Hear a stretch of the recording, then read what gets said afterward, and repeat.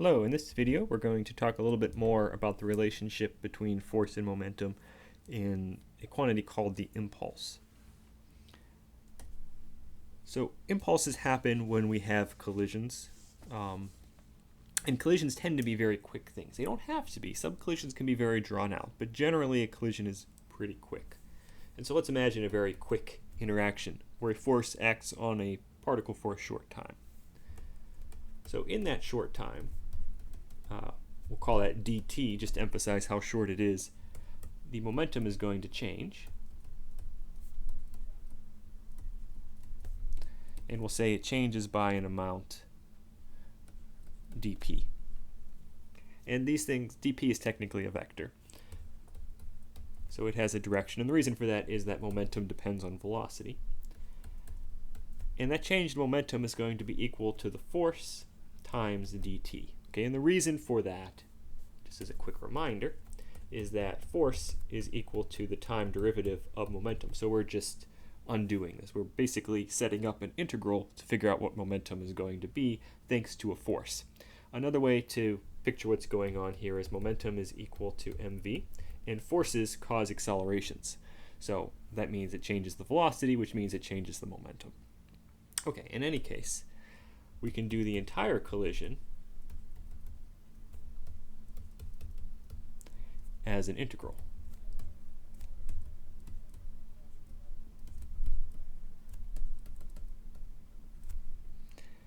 So the entire collision will take us from an initial momentum to a final momentum as we integrate dp.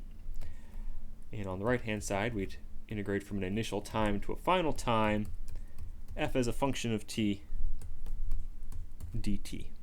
Okay, and this right hand side is called impulse and is typically given the symbol capital J, which is a vector because force is a vector and because momentum is a vector. The left-hand side is just going to be the final momentum minus the initial momentum. That's the change in momentum. And that's equal to the right-hand side, which is J. So this is our governing equation here. It tells us how impulse changes momentum. In fact, it tells us that impulse is the change in momentum. More formally, that's called the momentum impulse theorem.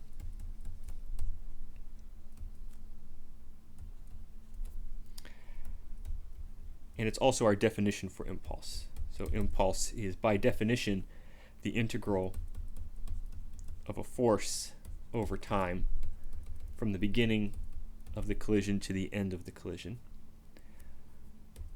which we could also write as an average force times delta t. Okay, and let me put that in a box. And let's make a sketch. A graph, really. So we have our force axis and our time axis. Okay, and we have some initial time and some final time that correspond to a collision. Before the collision, there's no force, and after the collision, there's no force. And the objects run into each other. And so if we wanted to draw a graph and try and picture what's going on, let's think of a slow motion collision. Like, let's say, for example, we have say a baseball that's about to fly into a wall. Okay, and we do sort of snapshots. So we see the baseball there. It hasn't hit the wall yet, so there's no force on it. It's just starting to hit the wall. It's squishing as it runs into the wall. Okay, now it's bouncing back off the wall.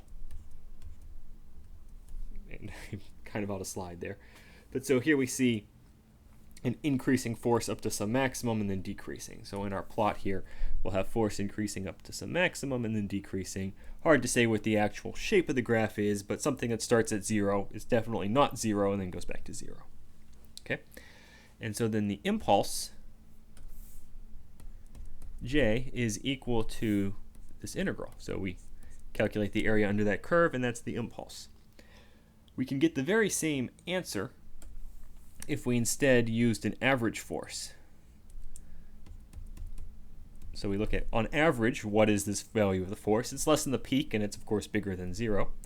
And we integrate that from time 0, that's basically just a rectangle here, that would give us the same answer. So we define the average force as whatever height here would give us the exact same area if we just integrated under this flat average value versus integrating over the actual shape. That's actually a fairly common thing to do, is using an integral as a way to define what an average is. In other words, in this case, the average is whatever constant value gives you the same value for your integration. So let's look at an example here. Give me a moment to write it down and we'll work it out. Okay, so here's our example. You'll notice that a lot of our momentum examples do deal with cars. I don't know why.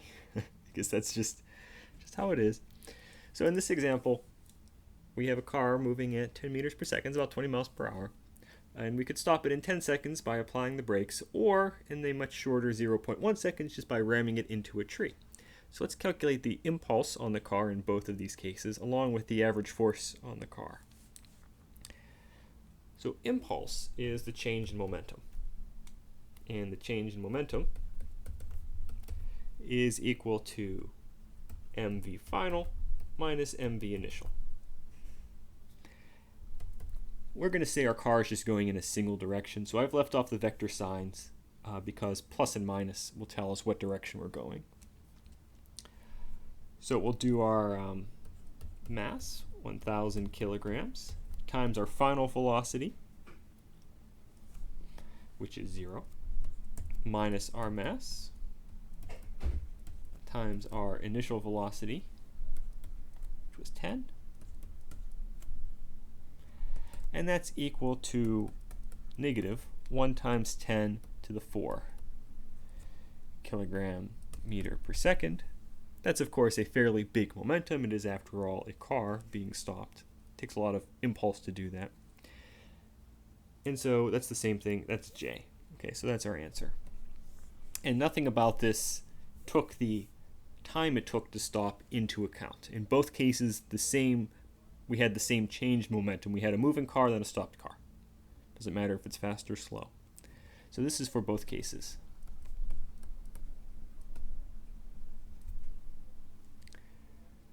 Okay, so we could call that part A of the problem. In part B, we want to find the force in each case. We had that impulse is equal to average force times delta t, and in fact it's the average force we want. Very frequently it's average force that you would calculate or care about in these kinds of situations because the instantaneous force can be a fairly complicated function. If we back up a slide, I drew it as nice and smooth. It may not be quite as nice and smooth. It may not be symmetric. It's hard to tell exactly what shape it has. And in most cases, we just want to know what's happened. And we can figure that out just by knowing what the average force was. So what was the average force in this case? Well, average force would be equal to the impulse divided by delta t.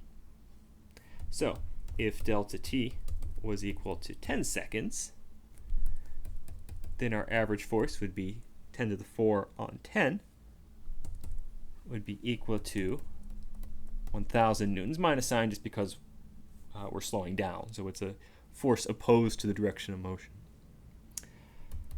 What's more interesting, of course, is the magnitude. And if we have a smaller time and we divide by 0.1 instead of by 10, we're going to get an answer that's 100 times larger. We'll have negative 1 times 10 to the 6 newtons. So that's 1,000,000 newtons, negative 1,000,000 newtons. That's, of course, quite a lot larger. So that's the difference between slowing down over a period of time, which doesn't require much force, and slowing down very quickly. It's the difference between jumping on a bed, jumping up and landing on a bed, versus jumping up and landing on a slab of concrete. The momentum of you changes the same amount in both cases. It's the same impulse, but in one case, when you're jumping on a bed, the collision is drawn out, and so the force is small, versus when you land on a piece of concrete, you stop almost instantaneously, and so the force is huge. And this is also why cars crumple up during collisions by design. We could design cars that basically survived intact during a collision, that would not be a nice feature, because such a car that remained completely intact when it ran into an object would stop almost instantly. Unfortunately, that poor person inside would also have to stop instantly, and that would require a very large force, which is deadly. Instead, cars crumple up in the front, which draws out the length of the collision, and so with a bigger delta T, we have a smaller force, so that hopefully the occupants can survive with minor or even no injuries, at the expense of destroying the car. Alright, so this is now, we've done an example with a single collision. What if we had multiple collisions? Or what if I wanted to figure out, say, I'm driving my car through a rainstorm and the rain is colliding with the front of my car. How much force does that put against my car? Each little collision would be very, very tiny, but there's a lot of raindrops. Alright, well, we'll look at that in the next video. So I'll see you in a moment.